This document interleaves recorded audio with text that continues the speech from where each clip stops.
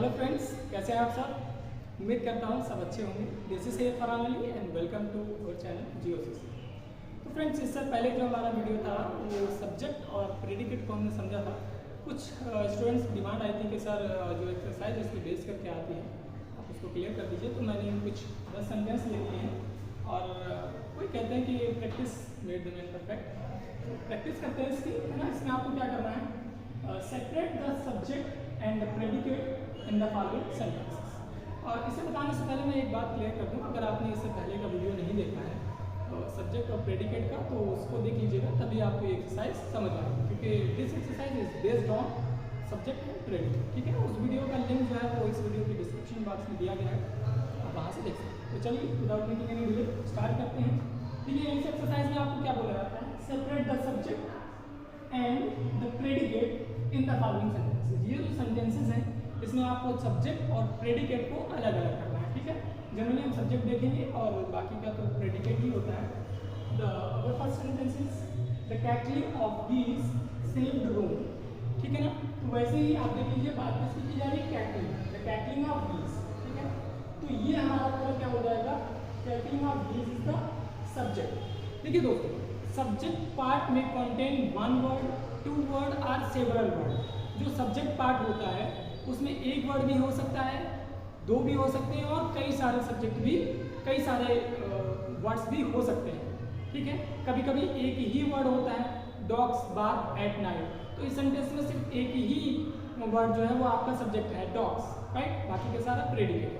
Similarly predicate part में भी sometimes में contain one word and more than one, है ना। कभी कभी तो आपका एक ही वर्ड होता है लेकिन एक से ज़्यादा भी हो सकते हैं, ठीक है।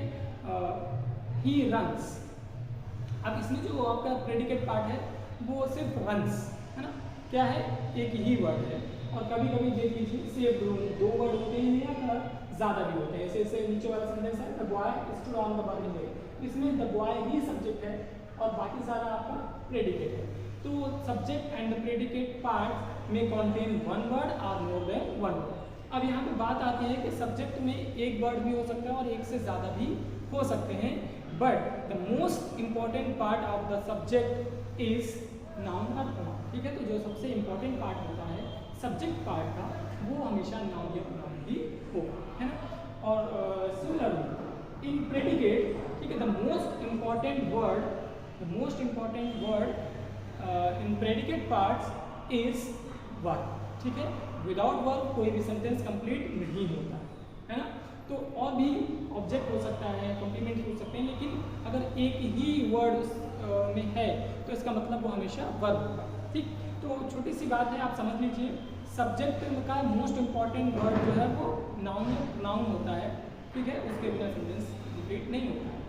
और प्रेडिकेट पार्ट में आपका मोस्ट इंपॉर्टेंट वर्ड जो होगा वो वर्ब होगा। कई सारे वर्ब भी हो सकते हैं लेकिन अगर एक ही वर्ड है तो वो हमेशा वर्ब रहेगा, ओके। चलिए स्टार्ट करते हैं, नेक्स्ट देखते हैं। The boy stood on the burning deck, ठीक है।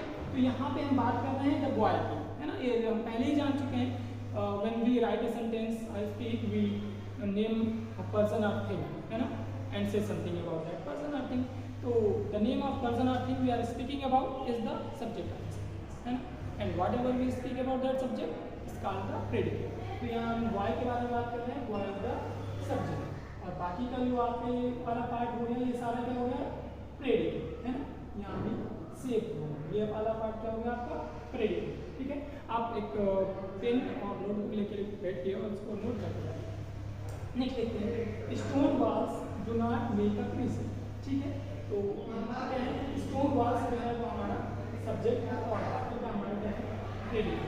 यहाँ पे मैंने कुछ एग्जांपल जो है वो रेन एंड मार्टिन की बुक से लिए हैं, अच्छी बुक है, 10th स्टैंडर्ड की आती है और अच्छी बुक है। हाँ, मैं रिकमेंड वही करता हूँ। और बाकी और इससे गुप्ता है ना, इसके बच्चे बहुत सारी बुक्स हैं, आप ले सकते हैं, लेकिन ये बुक अच्छी है। वरना मैं तो ये चाहूँगा कि आप 6, 7, 8 इसकी एक सीरीज़ पूरी कर लीजिए, किसी भी CBSE बुक्स उठा लीजिए, 6, 7, 8, ठीक है ना, और उसकी कर लीजिए। अगर कोई प्रॉब्लम आती है तो आप कमेंट बॉक्स में लिखिए, आप मुझे मेरे कॉन्टेक्ट पे कॉन्टेक्ट कर सकते हैं, 9956573107।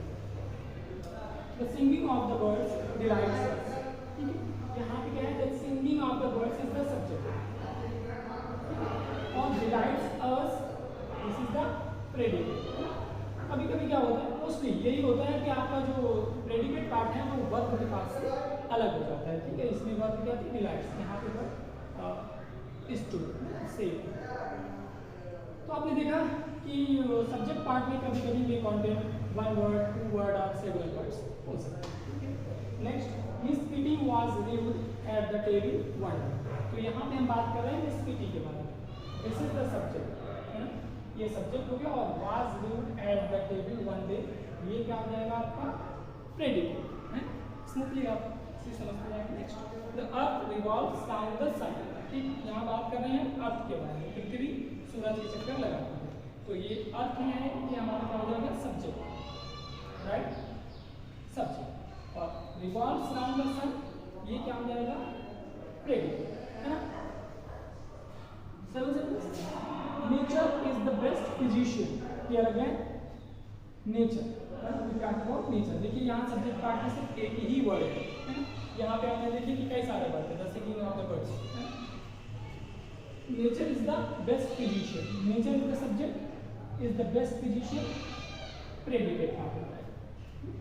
His father went to Delhi restaurant, यहाँ बात कर रहे हैं his father is the subject and rest all predicate. बाकी सब बचा हुआ आपका प्रेडिकेट, ओके।